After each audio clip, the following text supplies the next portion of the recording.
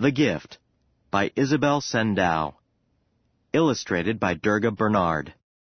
Lupe ran home from the school bus stop. It was the last day of classes before winter break, and she was very excited about her family trip. She was going to Mexico to visit her grandmother for Christmas. It had been a whole year since she had seen her abuela, which means grandmother in Spanish. The trip was always fun for Lupe because she got to practice her Spanish and visit many different fun places in Mexico. She also got to spend time with her cousins and hear stories about when her mother was a little girl. Lupe's family lived in Phoenix, Arizona. Her abuela lived in northern Mexico, a short distance from Phoenix. Every year at Christmas, Lupe's family drove to see abuela. Lupe loved the drive. She would pack the trunk with gifts for her cousins, aunts, and uncles. The gift that she got for abuela was always the most special. Lupe would spend lots of time thinking about it. She missed her abuela greatly and wanted to make sure she knew how much she loved her. The Christmas celebration was important in Lupe's family. It was the only time of year that they got to see abuela. That made Lupe put even more effort into selecting her abuela's present. This year, Lupe had decided that her Christmas gift to abuela would be a special book of recipes. She wanted to show her gratitude for all the wonderful time she had spent cooking dishes in abuela's kitchen. Lupe had worked hard to write down each recipe using her best handwriting. Next to each entry, she had added a photograph. Each photograph showed Lupe at home holding up the dish that she had prepared from each recipe. Lupe had had a fun time putting together her special book of recipes. Every week, she cooked something new from her recipe collection. Every week, she had her mother take a picture of her in front of her latest creation. Lupe was astonished at how well her book had turned out. For Lupe, the best part of visiting abuela was the time they spent together in the kitchen. Abuela's kitchen was a very special place. There were always wonderful smells wafting around in it, and you could always find a variety of delicious Mexican treats tucked away here and there. As much as Lupe liked those things, what she cherished most of all about her time in abuela's kitchen were the hours when abuela would tell her stories about Mexico. For as long as Lupe could remember, abuela had told her stories. The stories had become family tradition. Another family tradition involved the baking of the Rosca de Reyes. Rosca de Reyes is a pastry. Made from sweet bread, it is twisted into a round braid and decorated with candied fruits. The fruits and round braid make it look like a king's crown. In Mexico, the Rosca de Reyes is made to celebrate the sacred festival of the Three Kings, which happens 12 days after Christmas. The Rosca de Reyes is always the centerpiece of the Mexican holiday dinner table. In years past, Lupe had not been old enough to help bake the Rosca de Reyes. This year would be different. Abuela and Lupe's mother knew that Lupe was now ready to help with the baking. It was difficult to make. But Lupe's mother had learned how to make the Rosca de Reyes when she was Lupe's age, as had Abuela, so now was the time. You couldn't make Rosca de Reyes without telling the story of the Three Kings. It was a story that Lupe had heard many times. 12 days after Christmas, on January 6th, people in Mexico celebrate the procession of the Three Kings, Caspar, Melchior, and Balthazar. These three kings had brought gifts of gold, frankincense, and myrrh to the baby Jesus. In Mexico, January 6th is the day set aside for the distribution of the children's Christmas gifts. On the eve of the festival, Mexican children leave their shoes on the windowsill. They fill the shoes with hay for the king's camels. This ensures that the camels are happy and that the kings will leave the children gifts. Lupe always left her shoe on the windowsill, hoping to please the camels. Lupe enjoyed the procession of the three kings. At times she felt sad, because so few families in Phoenix celebrated the wonderful holiday. But here in Mexico, Abuela's entire community took part in the event. It made Lupe feel like she was connected to something special. As soon as Lupe entered Abuela's home, memories of all the previous Christmas celebrations came rushing back to her. The smell of Abuela's famous hot chocolate filled the air, blending with the sweet smell of the wood stove. Lupe could hardly contain her excitement as she said hello to everyone and unpacked all of the gifts she had brought. Lupe sat down by the hearth afterwards. This was another of her favorite activities at Abuela's house. The hearth had a wonderful smell that was nearly as good as that of the hot chocolate. Lupe loved to stare at its glowing coals and soak up their warmth. After a while, the hearth became too warm to sit by, so Lupe got up and bounced into the warm and inviting kitchen, following the scent of the chocolate. Abuela stood waiting in the kitchen. She knew that her granddaughter would show up there eventually. Lupe said to Abuela, "I could smell the chocolate as soon as I entered the house." Abuela smiled. She said, "I had remembered how much you liked my hot chocolate, so I prepared some for you, along with another of your favorite treats. Try some." Abuela handed Lupe a steaming mug of hot chocolate and a churro. Churros are made of dough and covered in sugar and cinnamon.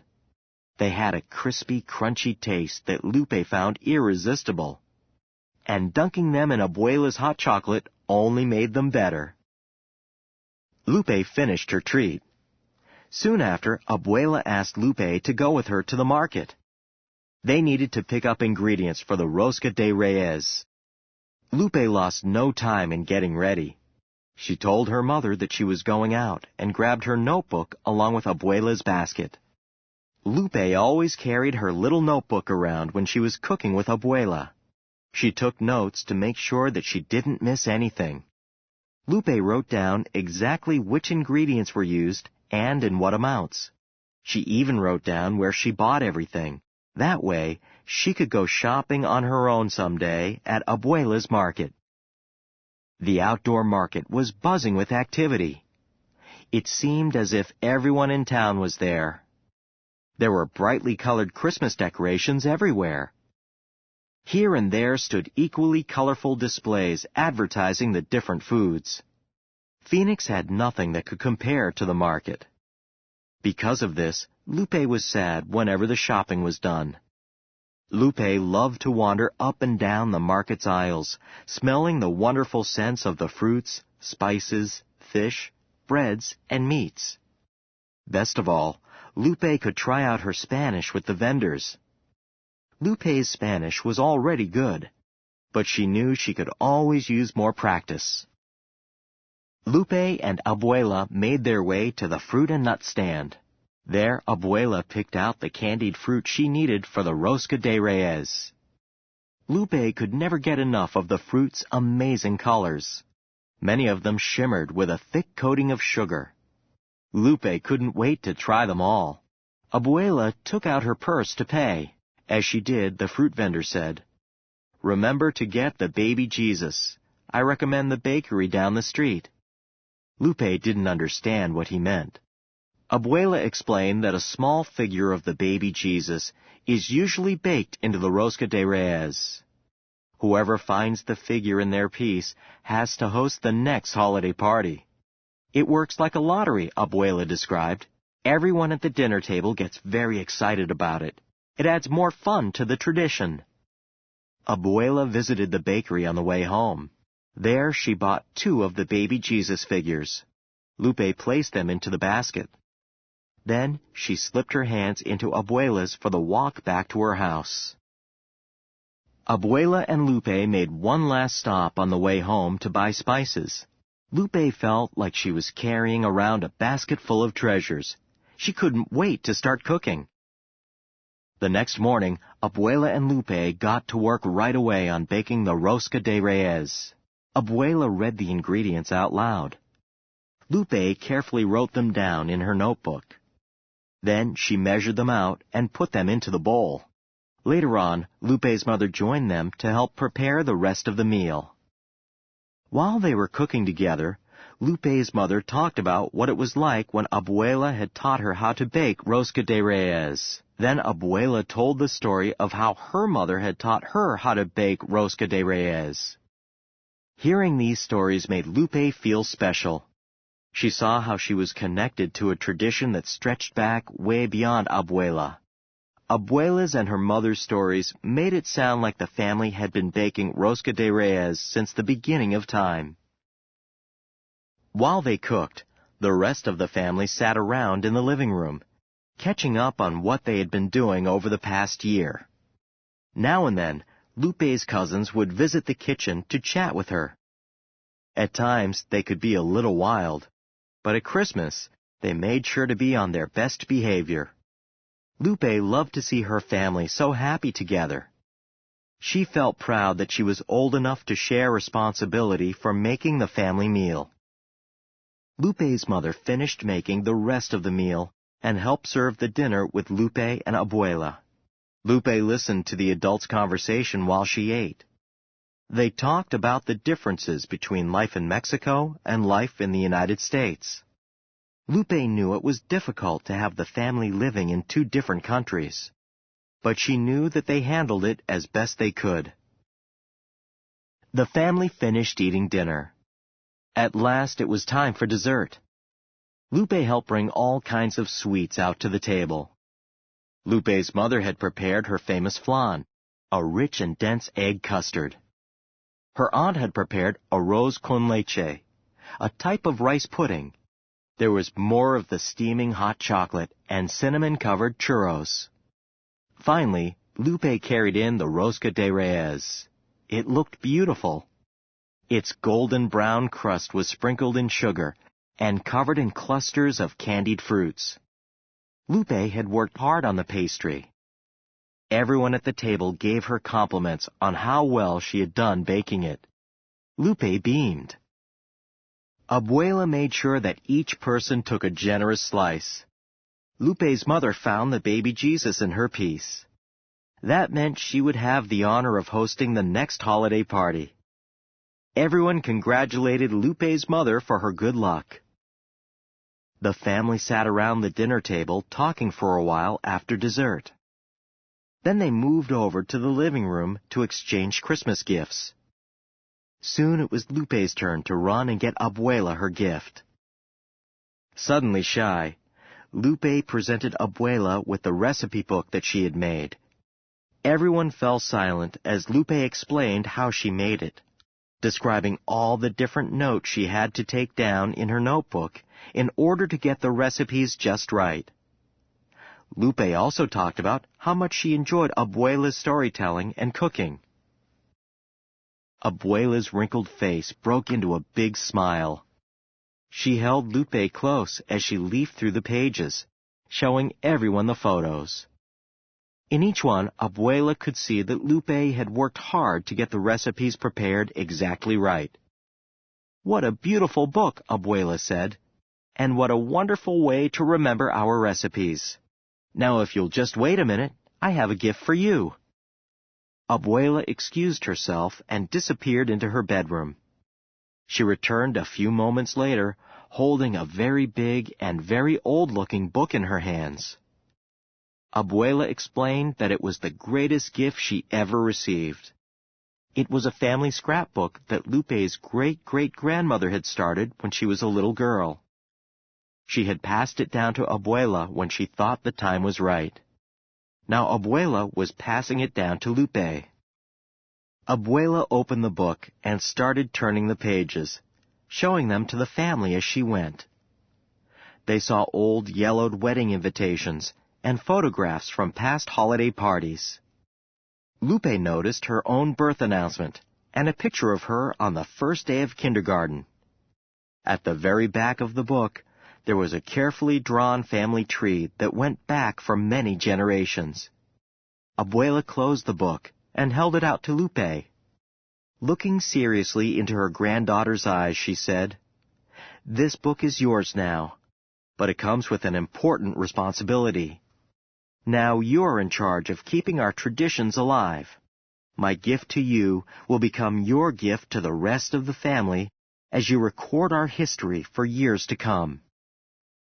That Christmas in Mexico was one Lupe would remember for the rest of her life. She spent the entire drive back to Phoenix thinking about the gift that Abuela had given her. She felt honored to be trusted with the responsibility of keeping the family traditions alive. But she also was a little scared. What if she couldn't do well at her new task? Lupe's mother reassured her that she could. "Think about all the hard work you put into learning the recipes from Abuela," she said. Lupe smiled as she stared out of the car window, imagining all the stories and recipes she would add to her great-great-grandmother's special book. Different countries, different gifts. Different cultures have different traditions of gift-giving. In China, gift-giving is surrounded by etiquette and ceremony. There are certain days when gifts are required, such as birthdays and weddings. It is considered rude not to offer a gift on these days. Gift-giving takes place on January 6th during the Mexican celebration of Christmas. Some Mexican children receive gifts on both Christmas Day and January 6th. This is due to the influence that the American Christmas celebration has had in Mexico. In both the Mexican and Chinese cultures, gifts represent the respect and admiration that the benefactor has for the person receiving his or her gift. What do you feel like when you receive a gift? Reader response. 1. Compare and contrast Lupe's gift to Abuela with Abuela's gift to Lupe. Use a graphic organizer like the one below to write down your answer. 2. Do you predict that Lupe will do a good job at keeping the family scrapbook? Explain your answer. 3. The word benefactor contains the Latin root bene.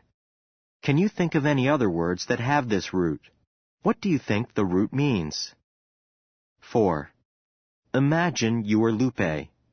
What would you do if the scrapbook started falling apart because of its age?